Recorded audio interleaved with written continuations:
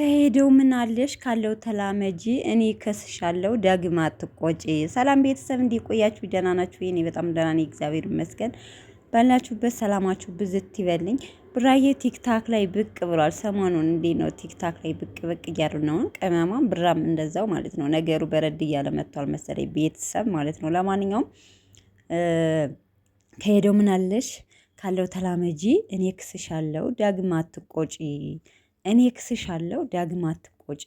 አስባችሁታል? ግን ካሳት እስኪ ቡራዬ ካሳት። እንግዲህ የዚህን ያህል ያስከፋትን ልክ ማለት ነው ካሳትና እንይህ ማለት ነው ሀይሚዬን። አሁን በዚህ አዲስ ዓመት በቃ አለ አይደል መቼስ የልደቷ ቀን የምኗ ቀንማ መቼም ሁሌም እንደተጋጫችሁ ነው፣ ፕራንክ እንደተደራረጋችሁ በሚያሳዝን ሁኔታ ነው። 250 ሺህ ወይም ልደቷም ስታከብር በቃ ተቆጥታችሁ ነው የምታሳልፈው። ስለዚህ ካሳት እስኪ ካሳት። እኔ ክስሻለሁ ዳግም አትቆጪ ብለሃል አይደለ? ሀይሚዬን ካስልን በቃ።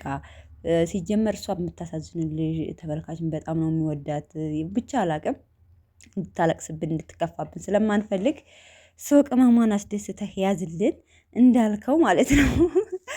ቤተሰብ ዝሮ እኔ ስለ ሙዚቃውን ጋብዞ ስለዘፈነ ነው፣ ስለ ሙዚቃው ነው እኔ አስተያየት የሰጠሁት እንጂ እኔ ምንም አላልኩም። ሰምታችኋል ቤተሰቦች ማለት ነው። ለማንኛውም ከአንድ ሰዓት ተኩል ሞስት በኋላ በቅመማ ቤት እንጠብቃቸዋለን ማለት ነው።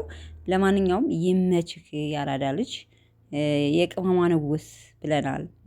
ያራዳ ልጅ እኔ እኮ ሀይሚዬ በጎናለች እርግጠኛ ነኝ ማለት ነው። እርግጠኛ ነኝ በጎናለች ቅመሟ።